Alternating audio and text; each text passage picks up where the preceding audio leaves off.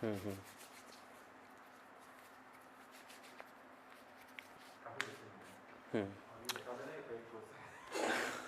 Student, very good evening.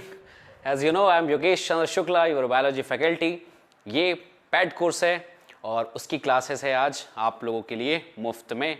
लीजिए, मज़ा लीजिए। चैप्टर बहुत इंटरेस्टिंग है, इसलिए हमने सोचा कि इसे यूट्यूब पर लाइव आना चाहिए इसके। ठीक है, तो आप लोग ध्यान पे रखिए, ये पैड कोर्स है। पैड कोर्स वाले बच्चे अपना पॉइंट याद रखिएगा, ठीक है। और जहाँ पे आपको ऐड करना है, आप लोग अपना क्वेश्चंस, डाउट वगैरह पूछ सकते हैं। और आप लोग भी देख सकते हैं कि कैसे हम एक पैड कोर्स में हम कैसा पढ़ रहे हैं, और उसके बारे में आपको भी अगर ऐसा कुछ इंटरेस्टिंग लगे, कुछ बेहतर लगे, तो प्लीज़ ज्वाइन करें और देख लीजिए, आपकी पैड कोर्स का भी कुछ अपना मज़ा होता है।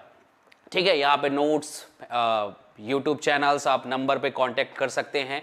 वो सारी चीज़ें आपको मिलती हैं पीडीएफ के फॉर्म में, यूट्यूब चैनल्स में, और जो भी आपका एप्लीकेशंस पे जो क्लासेस रखती हैं। तो बहुत सारे बच्चे जो पैड में आना चाहते हैं वो ऐसे ही आ सकते हैं। और आज जो पैड के बच्चे हमारे हैं वो आज यहाँ पर आइए, यहाँ पर देखते हैं कि क्या बायोलॉजी की क्लास हो सकती है।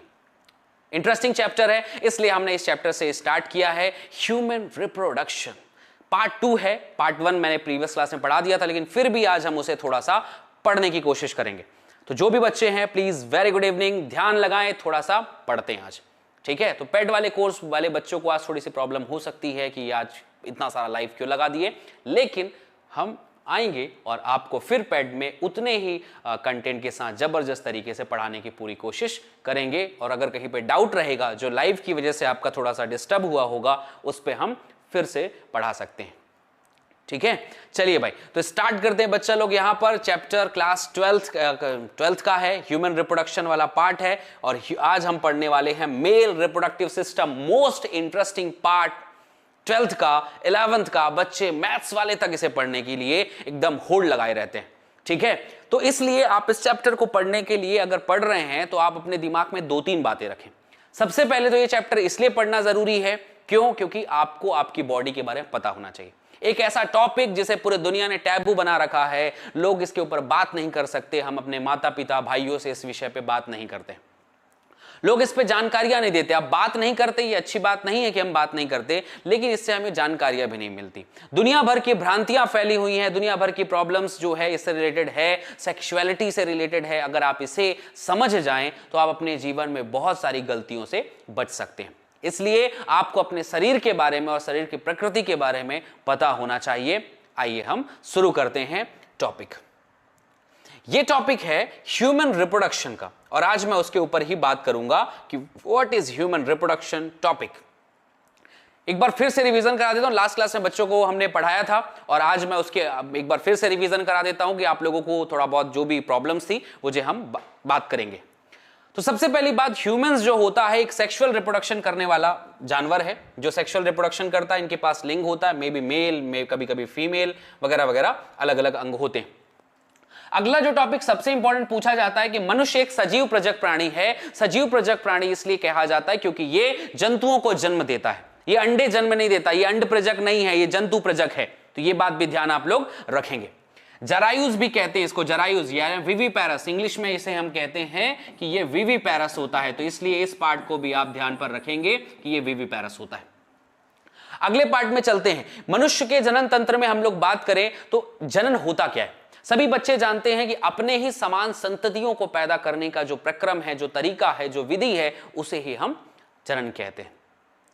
तो मनुष्यों में भी ये जनन होता है। पूरी दुनिया, पूरी प्रकृति जो है जनन करती है, वैसा ही एक प्रोसेस है। कोई हवा नहीं है ये जनरली लोगों ने बना रखा है, बहुत दिमाग में ऐसा सो कॉल्ड कहानियां बना रखी हैं, ऐसा वैसा ये वो।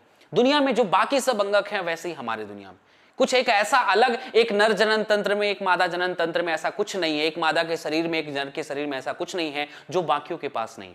दुनिया में 8 बिलियन पीपल हैं, और इन 8 बिलियन पीपल में लगभग जो है सब समान है, सब कुछ वही प्रेजेंट है। इसलिए इस टॉपिक पे ऐसा घबराना, शर्माना, पूछना, परखना, ये सब जो होता है बड़ा दुख लगता है। ठीक है, इस वजह का कारण भी है कि लोग इसके ऊपर बातें या एजुकेशन नहीं है। ये 12th का चैप्टर तो है, लेकिन वो एक सेक्सुअल एजुकेशन का भी टॉपिक है जिसे बच्चों में जरूर पता होना चाहिए। आप उस उम्र में है बच्चे जिसे एडोलसेंस कहा जाता है, यौवनारंभ की अवस्था में है, और इस अवस्था में दुनिया में हार्मोन्स का ऐसा उबाल होता है कि आप गलतियां कर जाते हैं। इसलिए इस चैप्टर के माध्यम से आप पढ़िए, आप नॉलेज भी लीजिए, नीट की भी तैयारी करिए, 12th की भी तैयारी करिए और अपने दिमाग को भी परिपक्व बना के रखिए। ठीक है, इसलिए चैप्टर बहुत जरूरी है आपके नॉलेज के लिए, आपके पढ़ने के लिए, तो इसलिए ध्यान पे रखिएगा। टॉपिक स्टार्ट करते हैं। ह्यूमन रिप्रोडक्शन पे हर लिंगी प्राणी दो प्रकार से होते हैं, एक मादा एक नर। तो male reproductive system, female reproductive system, हम इस टॉपिक पे बात करेंगे। एक नर जनन तंत्र जो होता है उसके पास में क्या क्या चीजें होती हैं, हम उसके बारे में बात करने जा रहे हैं। तो एक नर जनन तंत्र के बारे में अगर हम लोग बात करें तो हमें सबसे पहला कुछ हिंदी और कुछ इंग्लिश मिक्स करके पढ़ेंगे। याद रखिएगा, एक सामान्य अंग नहीं है हमारे शरीर का, ये बहुत जबरदस्त अंग है। इसकी प्रक्रम, इसका कार्य करने का तरीका हमारे शरीर को, हमारे नेचर को डिसाइड करता है। इसलिए इस टॉपिक को, इस चैप्टर को पढ़ना बहुत जरूरी है। इसके हर एक विषय को ध्यान से जानना जरूरी है। अगर हम एक नर जनन तंत्र के बारे में बात करें तो आज हम डायग्राम्स को बहुत ज्यादा एक्सप्लेन की तरफ में नहीं जाएंगे। बेसिक तरीके से मैं उसका एक डायग्राम बनाऊंगा और आपको समझ में आ जाएगा कि इस डायग्राम में है क्या। अगर हम एक नर जनन अंग में बात करें तो सबसे पहले क्लासिफिकेशन कर लेते हैं कि हमें पढ़ना क्या क्या है। हमें एक नर जनन तंत्र में सबसे पहला पढ़ना है कि हमारे पास होता है एक टेस्टिस, एक वृषण जो मुख्य अंग है।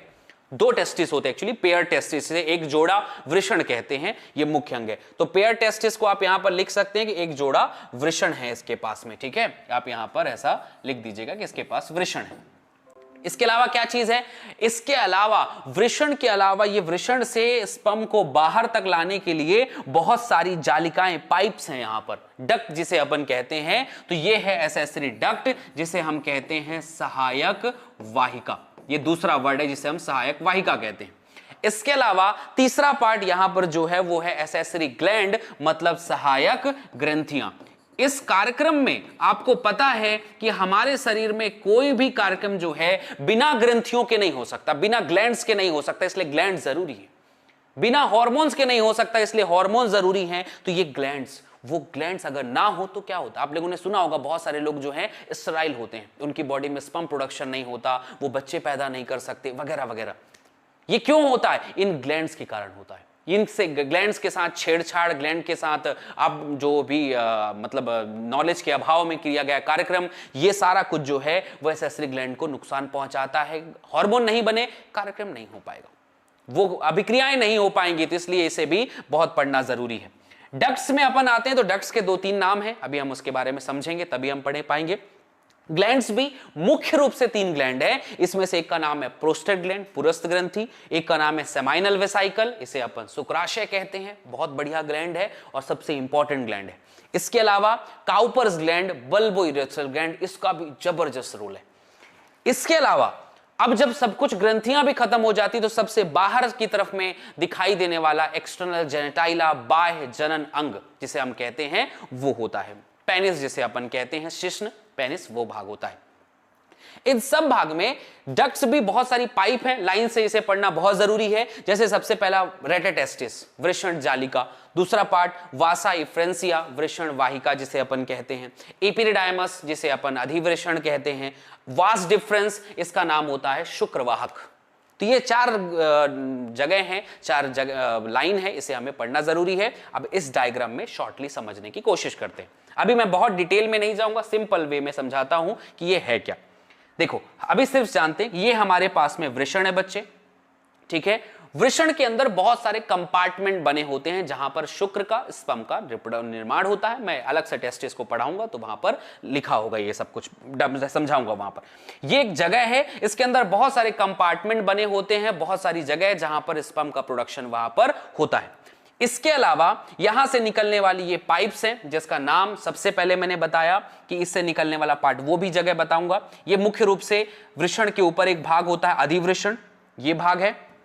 इसके अलावा यहां से ये पाइप आती है जिसे शुक्रवाहक, वास डिफरेंस कहते हैं।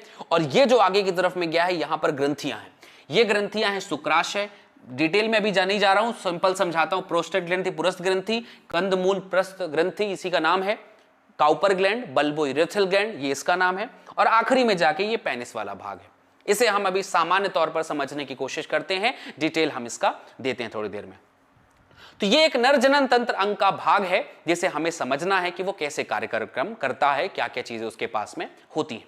शुरुआत करते हैं टेस्टिस से, फिर हम उसके आगे की तरफ में बढ़ने की कोशिश करेंगे। इस डायग्राम को आप लोग देख लो, थोड़ा थोड़ा हल्का हल्का समझ लो, साइड व्यू समझना इसका कि ये है मूत्राशय जहां पे यूरिन का जगह रहता है, और इसके अलावा ये टेस्टिस से जाके पाइप जो है आखिरी में यहां पर रिलीज करता है। तो इस डायग्राम को हम समझ सकते हैं, कोई विशेष भाग नहीं है इसमें। तो एक एक करके अब सबको डिटेल करते हैं। सबसे जरूरी अंग का जगह होता है बच्चे टेस्टिस, यहीं से शुरुआत करनी हमें। एक टेस्टिस, एक वृषण जो है सबसे इंपॉर्टेंट ऑर्गन है, बाकी सब कुछ तो सिर्फ जगह है, पाथवे है, उसका कोई बड़ा बात नहीं है। इस पाथवे पे, इस टेस्टिस पे ऐसे बहुत सारे कंपार्टमेंट बने हुए रहते हैं, ऐसा ऐसा ऐसा बना हुआ रहेगा। इन कंपार्टमेंट्स के अंदर कुछ डक्ट्स होती हैं, कुछ वाहिकाएं होती हैं, जो एक ऐसा बहुत ज्यादा ऐसा कुंडलित संरचना होती है। इसे हम कहते हैं seminiferous tubule. Is a very important point. Seminiferous tubule, शुक्र जनक नलिका, और यही वो जगह है जहां पर शुक्र का निर्माण होता है। Is a very important point कि शुक्र का निर्माण कहां पर होता है। तो आपसे सवाल किया जाए तो शुक्र जनक नलिका is known as seminiferous tubule. आप इसे कह सकते हैं, हिंदी मीडियम वाले हिंदी में भी समझें और इंग्लिश मीडियम वाले इंग्लिश, शुक्र जनक नलिका। ठीक है, यह भाग हो गया। इस शुक्र जनक नलिका में शुक्र बनने के बाद पहुंचता है, यहां पर एक पोर्शन होता है, इस तरह से हम कहेंगे, ये डक्ट्स इस तरह से इनके पास में जुड़ा हुआ रहता है, और यहां पर ऐसी कुछ जालिकाएं खंड खंड ऐसे बने हुए रहते हैं। ठीक है, इसे हम कहते हैं रेटेटेस्टिस। यही पार्ट जो होता है ये क्या कहलाता है, रेटेटेस्टिस, और इसे इंग्लिश में कहते हैं वृषण, सॉरी हिंदी में कहते हैं वृषण जालिका। यह पढ़ना बहुत जरूरी है। मैं हमेशा समझता हूं कि बच्चों को अगर कहीं दिक्कत होती है तो बस यहीं पर, कहां पर है वृषण जालिका, कहां पर है शुक्रजनक नलिका, यह सब बड़ा कंफ्यूज करता है। इन शुक्रजनक नलिकाओं से निकलता हुआ पार्ट पूरा स्पर्म इसके बाद आगे की तरफ में ऐसा पाइप से बढ़ता रहता है, और ये पाइप जो होती है, मतलब ऐसे डक्ट, एक वाहिका जो है आगे जाके खुलती है। इस डक्ट को अपन कहते हैं वासा इफ्रेंसिया। इंग्लिश में थोड़ा समझिएगा, बहुत जरूरी है, वासा इफ्रेंसिया, और हिंदी में इसे कहते हैं शुक्र वाहिका। इसका नाम शुक्रवाहिका है।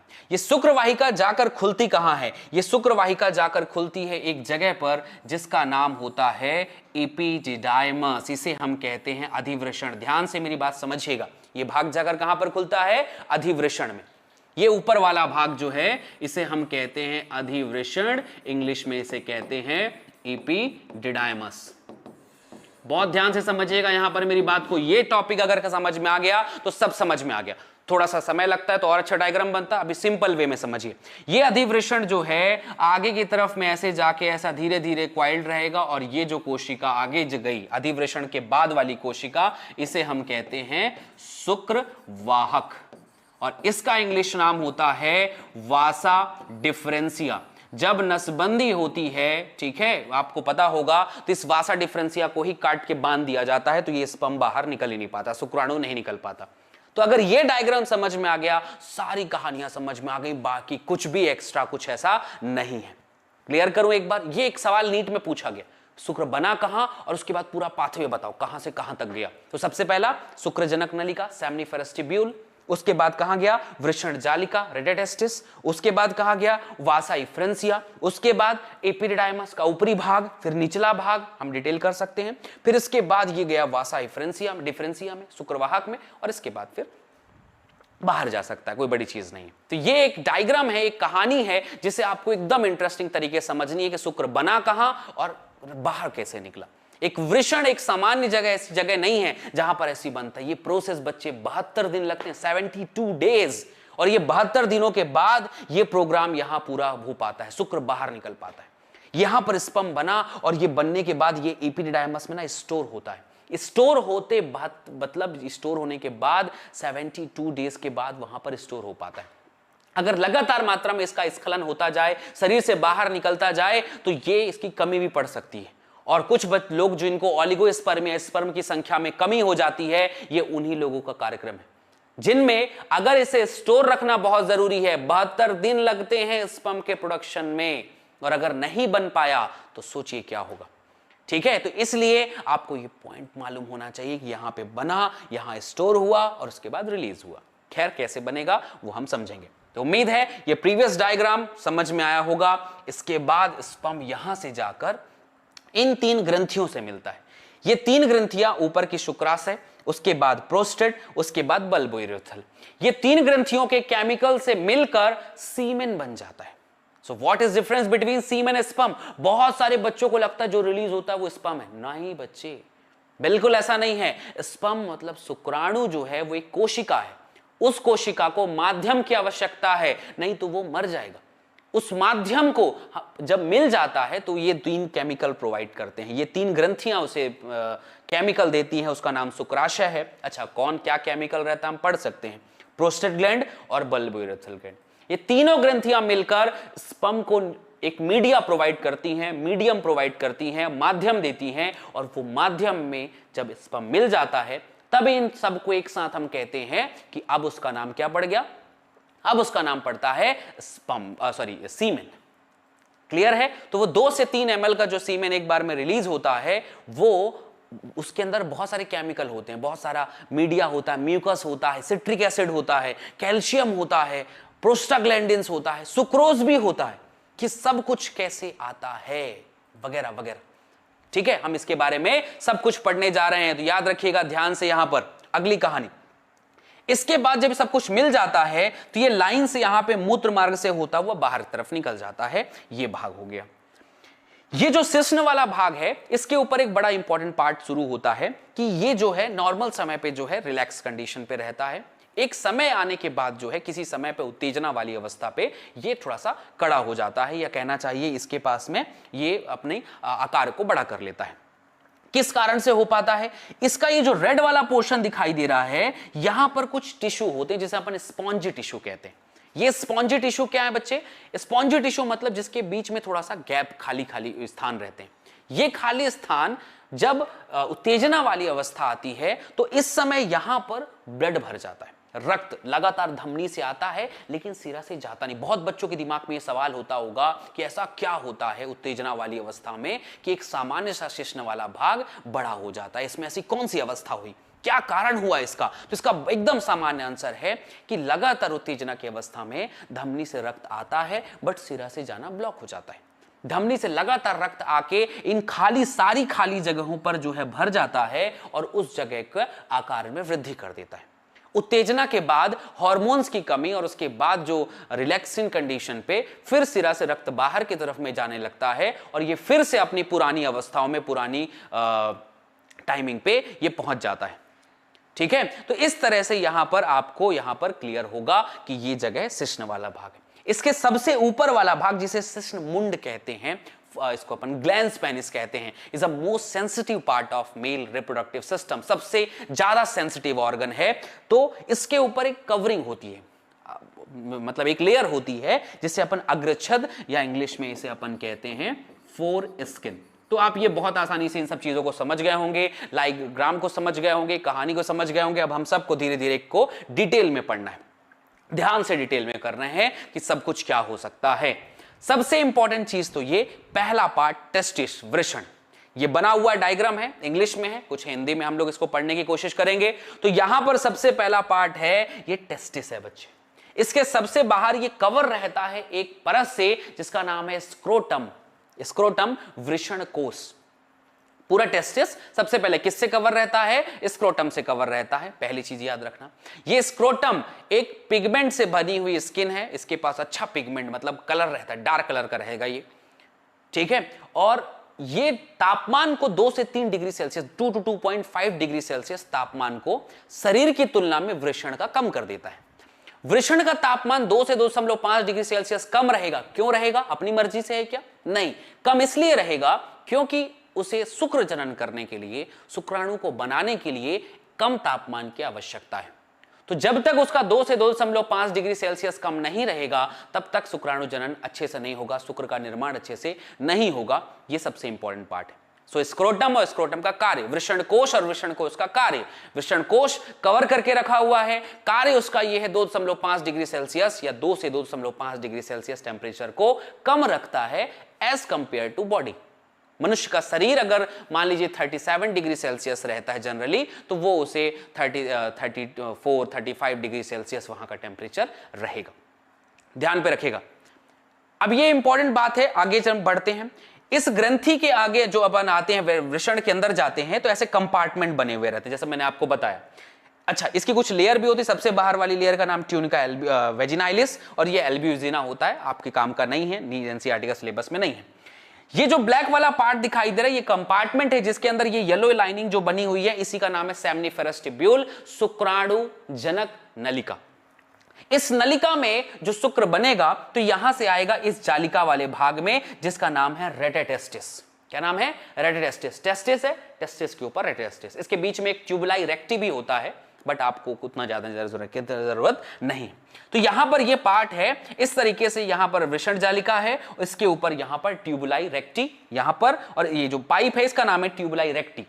इसके ऊपर ये जो है ये वृषण जालिका है, जिसको अपन क्या कह रहे थे? रेटेटेस्टिस, वृषण जालिका। मैं पढ़ा चुका हूं, वृषण जालिका। अब इसके बाद ये जो ऊपर का भाग दिखाई दे रहा है, यहां से यहां तक पहुंचा कैसे? यहां से यहां एक पाइप लगी हुई रहती है, इस पाइप का नाम ही होता है वासा इफ्रेंसिया। वासा इफ्रेंसिया, वृषण शुक्र वाहिका, शुक्र वाहिका। ये जो येलो वाला भाग दिखाई दे रहा है, ये भाग है एपिडाइमस। यहां से शुरू होता है यहां तक, एकदम कुंडलित नलिका होती है। इसमें स्पर्म जो है स्टोर होता है, बहुत दिनों तक स्टोर रहता है स्पर्म। यहीं पर स्पर्म जो अभी रिलीज होता है ना, तुरंत स्पर्म किसी भी सेक्सुअल एक्साइटमेंट के टाइम पे, वो अभी तुरंत बन के नहीं निकला है, ताजा ताजा, ऐसा नहीं, वो पहले से बना हुआ रहता है, वो स्टोर रहता है, वो 72 दिन पहले बना हुआ हो सकता है, वो वहां पर स्टोर रहता है। तो इस तरीके से यहां पर स्पर्म स्टोर होता है, उस भाग का नाम है एपिडिडाइमस, इंग्लिश में कहते हैं अधिवृषण। ठीक है, इसके बाद इस भाग को छोड़कर जब आगे जाता है भाग, तो ये जब सीधी नलिका होने लग जाती है, इसका नाम है वासा डिफरेंसिया, शुक्र वाहक। स्पर्म जो है बाहर चला गया। किसी भी टेस्टिस के बारे में पढ़ने वाली सिर्फ इतनी ही चीजें हैं जो नीट के लिए और 12th के लिए जरूरी है। ध्यान से पढ़ेंगे तो आपको बिल्कुल समझ में आएगा, कहानी आपको यहां पर समझ में आया होगा।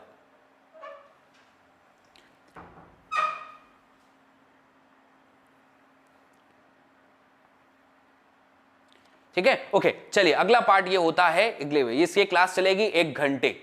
ठीक है, 1 घंटे चलेगी।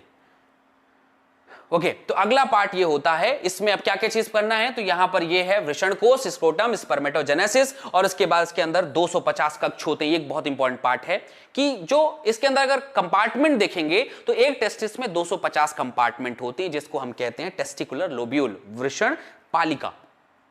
हर पालिका के अंदर 1 से 3 सेमनीफेरस ट्यूब्यूल होते हैं, जिसको आज हमें पढ़ना है, जिसे हम कहते हैं, तो ये इसी पार्ट हम पढ़ने जा रहे हैं। अब उस पार्ट को अगर टीएस करेंगे तो टीएस ऑफ टेस्टिस, एक टेस्टिस को काट के देखते हैं तो ऐसा कुछ दिखाई देता है सामान्य तौर पर। हमें ज्यादा कुछ जानने की जरूरत नहीं है, सिर्फ इतना पार्ट देखने की जरूरत है। ये जो भाग बना हुआ है, ध्यान से मेरी बात को समझना, ये जो भाग है, एक कंपार्टमेंट, ऐसा 2 कंपार्टमेंट, ठीक है, ये तीसरा, ऐसा करके दिख रहा है ना। एक वृषण पालिका में, एक टेस्टिकुलर लोब्यूल में 1 से 3, याद रखना, 1 से लेकर 3 तक सेमनीफेरस ट्यूब्यूल होता है, शुक्रजनक नलिकाएं होती हैं। पहला इंपॉर्टेंट पॉइंट ये हो सकता है। दूसरी चीज ये है जिसमें शुक्राणु या स्पर्म पैदा होते हैं, ये भी बहुत जरूरी बात है, आपको ये याद रहना चाहिए। शुक्राणु बनने वाली नलिका, बायोलॉजी के स्टूडेंट हो बच्चे, ये चैप्टर समझ में आ गया तो सब कुछ समझ में आ गया। यकीन मानिए, इस चैप्टर को अगर आप समझ जाएंगे ना, तो आप अपने मैथ्स के, कॉमर्स के, आर्ट्स के, और इवन बहुत सारे अनपढ़ बायोलॉजी वाले जो दोस्त ज्यादा ध्यान से नहीं पढ़ते, उनके लिए आप एक सलाहकार बन जाएंगे। आप उनकी हर समस्या का समाधान जो है फोन पे बताएंगे। डॉक्टर, ये जो ऐसी समस्या ना बच्चे, जिसे नाम ही गुप्त रोग रखा गया। अरे गुप्त क्या भाई, रोग सो रोग, जैसे शरीर के बाकी अंग भी हैं, उसमें भी रिलेटेड रोग जो है, रोग, गुप्त रोग क्यों कहते हैं उसको? इसमें शर्माना, घबराने की कोई जरूरत नहीं। कोई भी समस्या हो रही, तुरंत डॉक्टर के पास, लेकिन लोग जाते ही नहीं। तो आपको फोन लगाएंगे, और फोन कब लगाएंगे? जब आपके पास ज्ञान होगा। इस उम्र में आप लोगों को सही नॉलेज देंगे। अब इस उम्र में बच्चों के दिमाग में गजब की भ्रांतियां चलती हैं। अब अगर आप उससे सही नॉलेज बताएंगे, देख बेटा यहां पर ये बनता है, ऐसे निकलता है, 72 दिन स्टोर रहता है, अगर ऐसा करोगे तो ऐसा होगा। ठीक है, ये साइड इफेक्ट्स हैं, ये परेशानियां हैं, ऐसा नहीं करना है। तो ये सब नॉलेज जब आप लोगों को दोगे ना, तो लोगों को लगेगा नहीं, बच्चे के पास दिमाग है, तो फिर वो आपसे पूछेगा, फोन करके पूछेगा, ठीक है, कि भाई ऐसा है तो वैसा है, ये सब करें तो करें कैसे। तो इसलिए आप लोगों को सही नॉलेज दे सकते हो, लेकिन उससे पहले आपको पता तो होना चाहिए। गलत गलत जानकारी दे दिए बेटा, जीवन तबाह हो जाएगा लोगों का। तो इसलिए सही सही बात याद रखो, है ना, कहां पर स्पर्म बनता है ध्यान रखना। ओके, अगली कहानी। अब ये जो शुक्रजनक नलिका अगर हम लोग देखें तो ये जो भाग है इसी को अपन कहते हैं, ये जो भाग है सबसे पहला इसको अपन शुक्रजनक नलिका कहते हैं। सेमनीफेरस ट्यूब्यूल ये जो बना हुआ है इसके अंदर ही स्पर्म बनता है, अलग अलग लेयर हैं, अलग अलग समय पे बनता है, हम उसके बारे में पढ़ेंगे। इसे अपन कहते हैं शुक्राणुजन। इसके अंदर एक कोशिका होती है स्पर्मेटोगोनिया या स्पर्म मदर सेल कहना चाहिए उसको, स्पर्म को बनाने वाली सेल। यही कोशिका आगे जाके परिपक्व होके स्पर्म का निर्माण करेगी, इसीलिए इसको अपन कहते हैं स्पर्मेटोगोनिया। ये ध्यान रखना, स्पर्मेटोगोनिया शुक्राणु जनन कोशिका इसके अंदर होती है। यही आगे चलकर बहुत सारे पाथवे को फॉलो करेगी, शुक्राणु जनन करेगी और स्पर्म का शुक्राणु का निर्माण कर लेती है। हम इसके बारे में बात करेंगे। इस कोशिका के अंदर, इस शुक्राणु जनन नलिका के अंदर केवल 2 कोशिका होती है। शुक्राणु जनक नलिका के अंदर अगर अपन ये देखें ऐसा इसके, तो इसके पास में एक कोशिका होती है जिसका नाम रख दो आप स्पर्मेटोगोनिया। यही आगे जाके शुक्राणु बनाएगी, ये पहली कोशिका। दूसरी कोशिका इसके अलावा एक और कोशिका होती है, ये ऐसी छोटी छोटी कोशिका, ऐसा ही बना के आप समझ सकते हैं। एक छोटी कोशिका होती है, इस कोशिका को कहते हैं सर्टोली कोशिका, सर्टोली सेल्स, नाम ही सर्टोली सेल है। ये क्या करती है, शुक्र को न्यूट्रिशन देती है। इसमें पूछा जाएगा कि सर्टोली सेल कहां रहती है, तो आप बताएंगे सेमनीफेरस ट्यूब्यूल के अंदर। इसका काम क्या है, इसका काम यह है कि ये न्यूट्रिशन देती है। तो प्रत्येक शुक्राणुजनक नलिका का भाग 2 प्रकार की कोशिकाओं से बनी हुई है। पहली कोशिका जिसका नाम है शुक्राणुजन कोशिका, इसी का नाम है स्पर्मेटोगोनिया, यही नर जर्म कोशिका है, यही स्पर्म का निर्माण करेगी। और दूसरी कोशिका है सर्टोली कोशिका। सर्टोली कोशिका का कार्यक्रम पूछा जा सकता है कि ये क्या कार्य करता है, तो आप बता सकते हैं यहां पर कि ये न्यूट्रिशन देने का कार्य करता है। यही है जो पोषण देता है किसको, शुक्राणुजन को नलिका को, ताकि वो शुक्राणु जनन कर सके। तो न्यूट्रिशन देने का कार्य यहां पर करता है, ये ध्यान रखिएगा। इसके अलावा और क्या है, इसके अलावा ये बीच में कुछ खाली जगह, ये रेड वाला दिखाई दे रहा होगा आप लोगों को, ये रेड वाला जो पार्ट है इस जगह को अंतराली अवकाश कहते हैं। 2 सेमनीफेरस ट्यूब्यूल के बीच की खाली जगह जो है ये अंतराली अवकाश कहलाता है। अब ये अंतराली अवकाश के बीच बीच में कुछ कोशिकाएं हैं और उन कोशिकाओं का नाम होता है अंतराली कोशिका। अंतराली कोशिका एक ग्लैंडुलर सेल है और ये जबरदस्त हार्मोन रिलीज करती है। ध्यान रखना, तो समझ में आई ना मेरी बात, ये बीच की जगह और ये खाली जगह। इन खाली जगहों पर याद रखना नर जर्म कोशिकाओं का अर्धसूत्री विभाजन के फलस्वरूप शुक्राणु का निर्माण करता है। पहला कार्य ये हो गया, सही बात है, ठीक है। तो अगर आपसे पूछा जाए शुक्राणु जनन नलिका क्या करती है, तो यही अर्धसूत्री विभाजन करेगी, ठीक है। आपको पता होना चाहिए कि हमारे शरीर में अर्धसूत्री विभाजन सिर्फ टेस्टिस और ओवरी में होता है, तो वृषण में अर्धसूत्री विभाजन करके शुक्राणु का निर्माण होगा।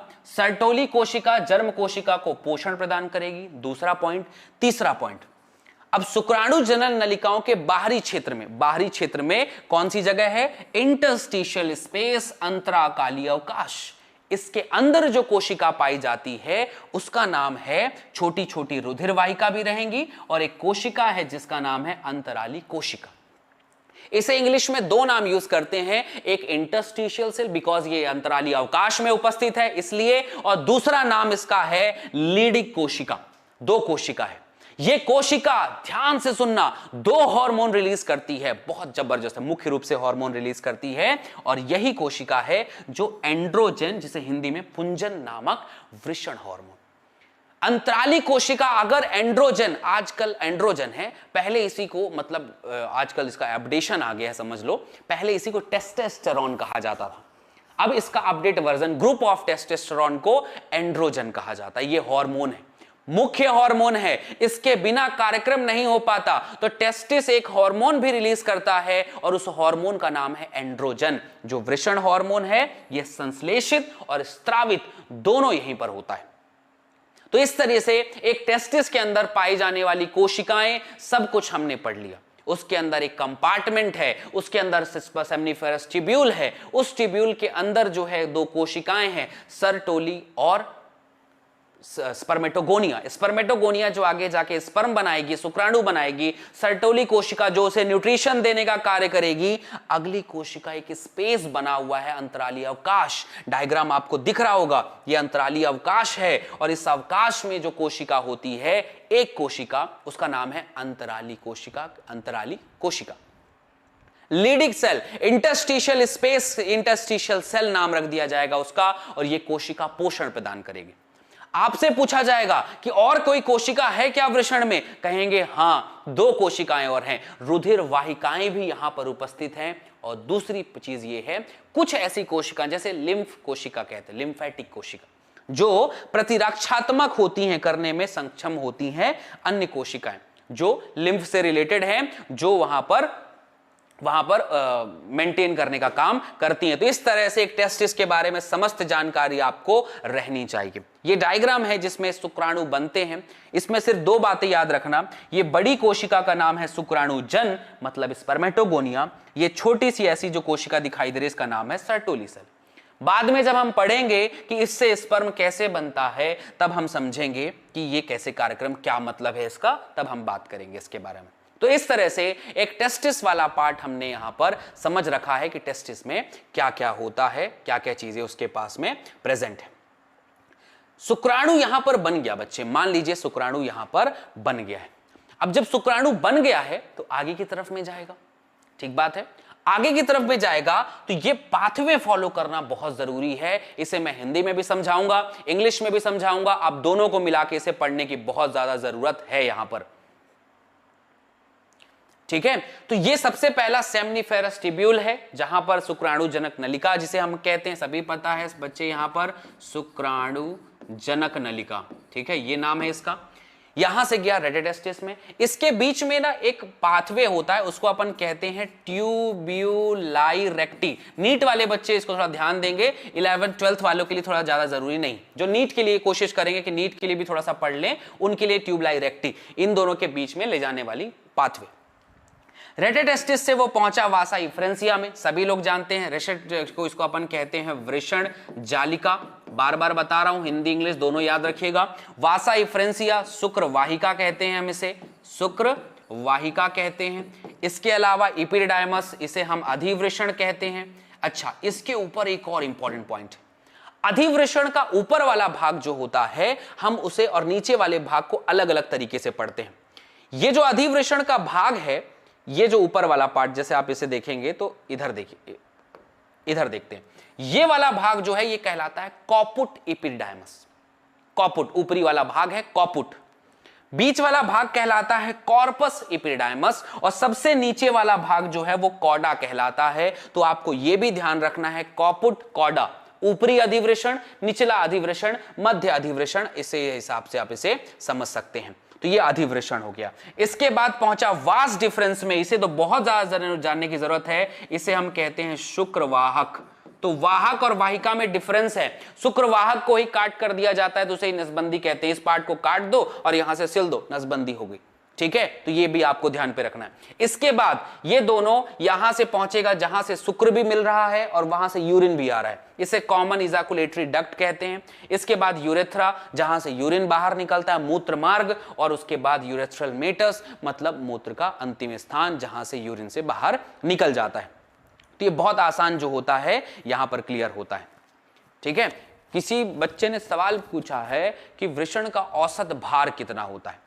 अब देखो, ये जो सवाल होते हैं हर किसी के अलग अलग कंडीशन पे रहते हैं, किसी को हाइड्रोसिल हुआ है उसका भारी हो जाएगा, छोटा हो जाएगा। औसत भार जो होता है नॉर्मली जो है ग्राम्स में होता है, ठीक है, कोई बड़ा सवाल नहीं है ये। इसमें अपन को केजी, लंबाई, चौड़ाई, इन सब के ऊपर कोई बहुत ज्यादा सवाल नहीं आते हैं, तो आप इसके ऊपर ज्यादा गौर करने की जरूरत नहीं। मेन इसके मैकेनिज्म पे लिए यहां पर ध्यान पे रखिएगा। 2022 के बच्चे जो नीट की क्लास ले रहे हैं उनके लिए भी है, इस साल 2022 के 12th के बच्चों के लिए क्लास है, और ये चल रही है पेड कोर्स। पेड कोर्स की क्लासेस है, जिसे आज हम लोगों ने सोचा कि आप लोगों के लिए पब्लिक कर दी जाए कि आप उसे भी देख सकें, ठीक है। और बाकी सारे बच्चों के लिए एक नोटिफिकेशन है कि हम पेड कोर्स में अगर आप चाहें कि आपको नोट्स, डेली लाइव क्लासेस और ये सब कुछ जितने भी चैप्टर्स हैं वो पूरे आपको वहां पर मिले, प्रतिबद्धता के साथ में मिले, डेली मिले, आप उसमें सवाल भी कर सकते हैं जो भी आपको समझ में आए। और भी सारी जो हमारी तरफ से हमारी संस्था जो बच्चों को पेड कोर्स को थोड़ा सा स्पेशल ट्रीटमेंट जो भी थोड़ा बहुत देती है, आप उसे पाना चाहते हैं तो नीचे कॉन्टैक्ट नंबर लिखा हुआ है, आप लोग जो है उसे पेड कोर्स में स्टार्ट कर सकते हैं, ठीक है। तो जिन भी बच्चों को कॉन्टैक्ट लिख दम मतलब सेपरेटली एकदम चाहिए, मैं पेड कोर्स की जरूरत इसलिए है क्योंकि मैं जानता हूं बहुत सारे बच्चे यूट्यूब में पढ़ने की कोशिश करते हैं, कई लोग ये कहेंगे कि सर आप इसमें कुछ और भी प्रॉब्लम हो सकती है कि सर ये पेड की क्या जरूरत है, मैं तो पढ़ाऊंगा ही। लेकिन कुछ होता यह है कि कभी कभी हमें कंटिन्यूटी के साथ में पढ़ना जरूरी है, एक प्रेशर होना चाहिए। एक जो ज्ञान होता है, जब भी हम किसी चीज के लिए एक पे करते हैं तो हमारा एक प्रेशर हमारे दिमाग में होता है कि हमें इसे पढ़ना ही पढ़ना है। तो इसलिए पेड कोर्स जो है वो एक अलग चीज है, यूट्यूब क्लासेस जो है एक अलग चीज है, आप जैसा चाहें आप उसे वहां पर मिल सकते हैं। ठीक है, मुकेश चंद्रा, मैंने वहां पर मैसेज करवा दिया था एक, जहां पर आपको देखना था कि विद्याकुल जो एप्लीकेशन आपका जिसपे आपकी क्लास चल रही थी, उस एप्लीकेशन पे मैंने मैसेज किया था कि आज मैं लाइव क्लासेस ले रहा हूं आप लोगों के लिए। तो आप जितने भी लोग वहां पेड कोर्स के थे, आपको यहां पे आना था, आपके लिए आज लाइव क्लासेस थी। यहां पर 6 PM पर अभी क्लास होगा, बिल्कुल होगा। कल मैं आप लोगों से मिलूंगा, जिस टॉपिक पे जहां हम लोग चल रहे थे वैसा ही होगा, उसमें कोई दिक्कत नहीं। 6 बजे जो आपकी लाइव क्लासेस रहती है वो वैसी ही क्लास होगी। आज पेड कोर्स को दिखाने के लिए हमने 7 बजे क्लास लिया है और ये सिर्फ एक बेसिक है। ठीक है,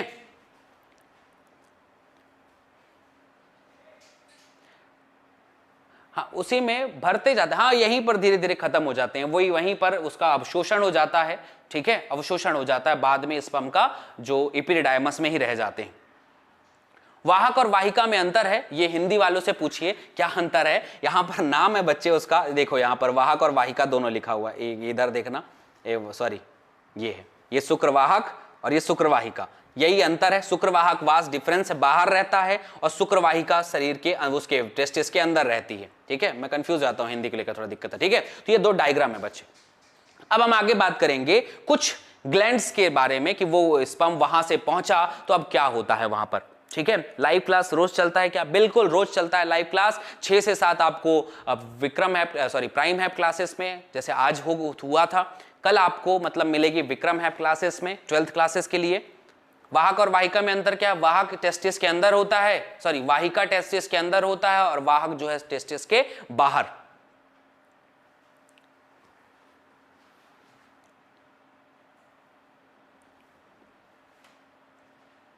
देखो एक सवाल है बड़ा, सतपाल जी ने पूछा हुआ है। ठीक है, इसलिए हम लोगों को यहां पर थोड़ा सा बात करने की जरूरत है। ये क्वेश्चन थोड़ा सा कॉम्प्लिकेटेड है, मतलब ऐसा बोलना चाहिए, बहुत सारे लोगों को अटपटा लग सकता है, लेकिन एज अ बायोलॉजी टीचर मेरा बताना काम है, क्योंकि आप लोगों को ये पता होना चाहिए। मेल्स में या फीमेल्स में, जिसमें भी मैस्टरबेशन या हस्त मैथुन का जो सबसे ज्यादा कार्यक्रम होगा, इसके लिए एक नॉलेज होना बहुत जरूरी। देखो सबसे पहली चीज ये बच्चे कि ये है क्या चीज, तो एक आर्टिफिशियल मैनेजमेंट है। अब देखो एक सेक्सुअलिटी है, सभी के अंदर होती है, मेल में फीमेल में हर किसी के अंदर होती है। नर जो है एक आर्टिफिशियल सेक्सुअलिटी अगर आप यूज करेंगे, ठीक है, रिलीज करने के लिए, एक फीलिंग्स महसूस करेंगे कि जैसे एक जनन हो रहा है और उसके वजह से आप हस्त मैथुन करेंगे, तो ये जो है हार्मफुल सब्सटेंस है। इससे सबसे बड़ा दिमाग आपके असर जो है आपके दिमाग पर पड़ता है। क्यों? इसलिए क्योंकि एक नेचुरल प्रोसेस जो है वो आपको ताकत देता है, आपके शरीर की प्रक्रम है वो कर सकते हैं, उसमें कोई दुविधा की बात नहीं। लेकिन एक आर्टिफिशियल प्रोसेस जिसे आप जो जनन है, जो रिप्रोडक्शन है, उसे फील करके आप अगर कोई स्पर्म को रिलीज कर रहा है, तो एक आर्टिफिशियल मेथड आप अपने दिमाग को बेवकूफ बना रहे हैं, आप अपनी बॉडी को बेवकूफ बना रहे हैं। स्पर्म को जिस वजह से रिलीज होना चाहिए वो उस वजह से ही होना चाहिए। तो रोजाना हस्त मैथुन करना बहुत हानिकारक हो सकता है। कारण यह है कि अगर कंटिन्यू, मैंने बताया कि 72 डेज जो है स्पर्म बनने में लगते हैं, और एक स्पर्म में 2 बिलियन स्पर्म, जो 2 मिलियन स्पर्म जो है वो रिलीज हो जाते हैं। आपकी ग्रंथियों को, आपकी बॉडी से लगातार अगर वो स्पर्म रिलीज होगा तो ये हार्मफुल हो सकता है। ठीक है, दूसरा इसका एक ये फिजिकल जो टेस्टिस के लिए असर है वो तो है ही है, उसके साथ में सबसे बड़ा दिमागी असर जो होता है दिमाग पर पड़ता है।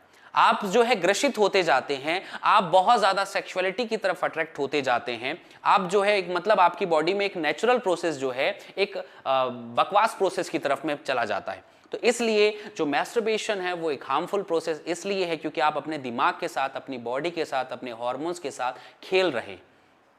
ठीक है, तो ये जो आर्टिफिशियल प्रोसेस ऐसा नहीं, नेचुरल प्रोसेस है, कोई दिक्कत नहीं है। नॉर्मल जो एक नर और एक मादा के बीच में जो जनन होता है वो एक नेचुरल प्रोसेस है और वो आपकी बॉडी के लिए, हेल्थ के लिए ठीक है। उसमें कोई समस्या नहीं है। लेकिन अगर अभी हस्तमैथुन वगैरह जब होता है तो ये उम्र जो है अगर इस पे स्टोर नहीं करेंगे तो एक समय पे जब इसकी रियलिटी में जरूरत पड़ेगी शादी के बाद तो उस समय समस्या आती है। और इसी का सबसे बड़ा कारण है कि दुनिया भर की जगह वो गुप्त रोग के डॉक्टर, ये दवा खाना वो दवा खाना, फिर लोग ग्रसित होते जाते हैं। तो अपने दिमाग के साथ खेलना यहां पर बंद करना पड़ेगा। आप दिमाग को बेवकूफ बना रहे हैं, आर्टिफिशियलाइजेशन कर रहे हैं, फील करके एक सेक्सुअलिटी को कि आप जो है फील करेंगे कि हाँ यहां पर जनन हो रहा है, और उस वजह से अगर आप स्पर्म को रिलीज कर देंगे तो ये आपके लिए हार्मफुल हो सकता है। ठीक है, चलो अब यहां पे कुछ क्वेश्चन है। स्पर्म वीर्य कहां स्टोर होता है? तो इपिडायमस में होता है बच्चे, ये ध्यान पे रखना। ओके, अब हम आगे बढ़ते हैं कि स्पर्म बन गया है। अब हम 3 ग्रंथियों के बारे में बात करने जा रहे हैं कि वो 3 ग्रंथियां क्या करती हैं और उनके पास में क्या क्या होता है। सबसे आखिरी में डक्ट के बाद में शिश्न बाहरी जननांग है। ये विशेष प्रकार के ऊतकों का बना होता है जिसे अपन स्पॉन्जियल टिश्यू कहते हैं। ये शिश्न के उद्घर्षण के में प्रदान कर वीर सेचन करता है। लगातार अगर उसमें उद्घर्षण, लगातार अगर ऊपर का शिश्न मुंड जो एक्टिवेट होता है उसमें लगातार घर्षण की वजह से वीर सेचन मतलब वीर बाहर निकल जाता है। शिश्न का अंतिम वर्धित सिरा जो है शिश्न मुंड ग्लैंस पेनिस कहलाता है। ये त्वचा से ढका हुआ रहता है जिसे अग्रछिद्र या फोर स्किन कहते हैं। ठीक है, ध्यान पे रखिएगा, ये ध्यान पे रखिएगा, है ना। इसको रोकने का कोई आइडिया? किसको रोकने का आइडिया? ऑलराउंडर? ओके, किसी ने पूछा है, देखो अब यही सवाल है, कोई दिक्कत नहीं है। युगांश कुमार ने क्वेश्चन कुछ पूछा है कि जो नाइट फॉल से रिलेटेड क्या वर्ड है। अब ये है कि एक दिमाग जो है लगातार ख्वाब देखता रहता है, मान लीजिए, ठीक है। अब उस बीच में अगर आप सेक्सुअलिटी से रिलेटेड जो है अगर ख्वाब देख रहे हैं तो एक आर्टिफिशियलाइजेशन, ठीक है, आर्टिफिशियलाइजेशन आपके दिमाग में ख्वाब चल रहा है और उस वजह से जो है स्पर्म रिलीज हो जाता है। तो ये जो है एक कंडीशन है।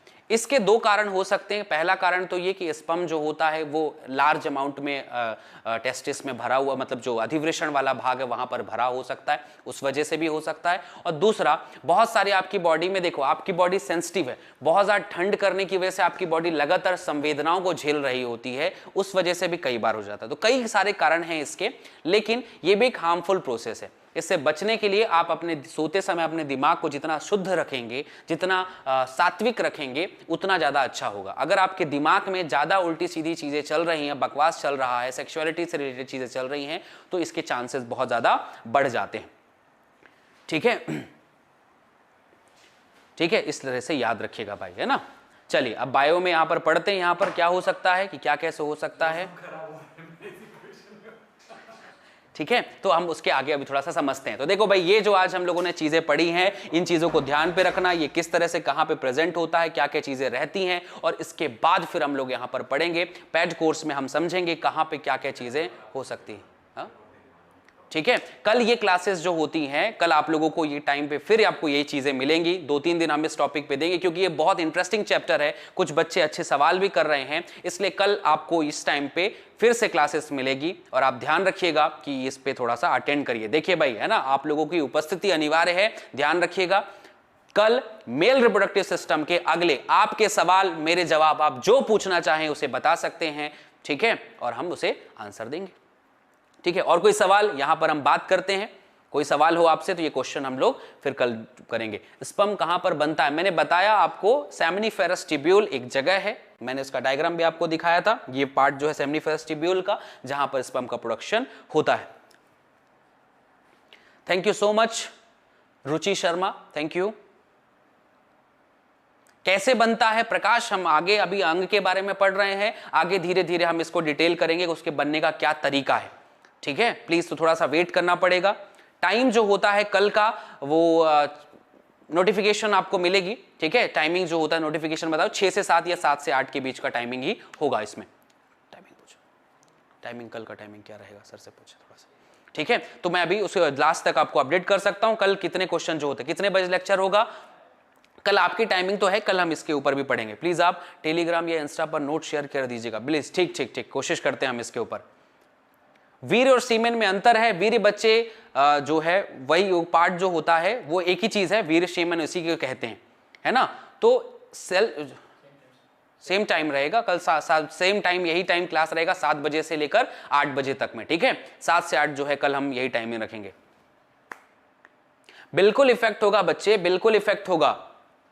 प्रिंस बनर्जी क्या नाम है आपका, तो वो इफेक्ट होगा अगर डेली जो होता है यहां पर प्रॉब्लम होगी, अगर डेली सेक्सुअलिटी होती है तो।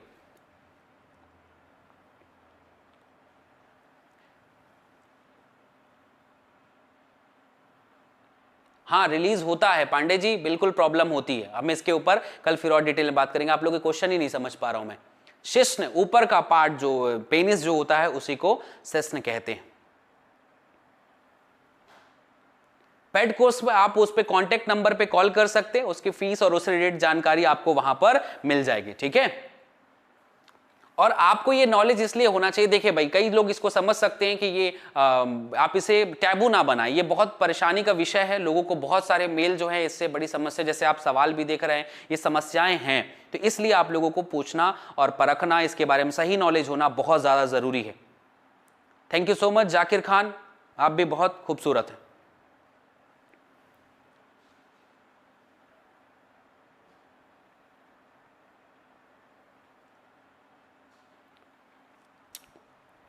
मेल में जिस तरह सीमेन रिलीज होता है, फीमेल में सिर्फ एक ओवा रिलीज होता है, ठीक है, सिर्फ एक ओवा रिलीज होता है। जरूर यादव जी, हम कल इसके ऊपर में बात करते हैं, ठीक है, कल पूरा डिटेल में बताऊंगा कि क्या क्या हो सकता है और इसके बारे में, ठीक है। थैंक यू सो मच, मिलते हैं नेक्स्ट क्लास में बच्चे। वो अपने सवाल कल के लिए भी तैयार रखिएगा, कल भी हम इसके बारे में बात करें। तो आज हमने नर जनन तंत्र के बारे में बात किया है, कल मादा जनन तंत्र के बारे में बात करेंगे। वो सारी जानकारी आप तक पहुंचनी चाहिए, क्या कहां कैसे वगैरह वगैरह वगैरह सब कुछ। ये अगले 2 चैप्टर जो हैं सेक्सुअल हेल्थ के लिए बहुत जरूरी हैं, बच्चे बच्चे तक इसके बारे में पता होना चाहिए, बिल्कुल याद रहना चाहिए, ठीक है। चलिए थैंक यू सो मच, कल यही टाइम रहेगा, जरूर आइएगा, ठीक है। Thank you, bye bye, good night.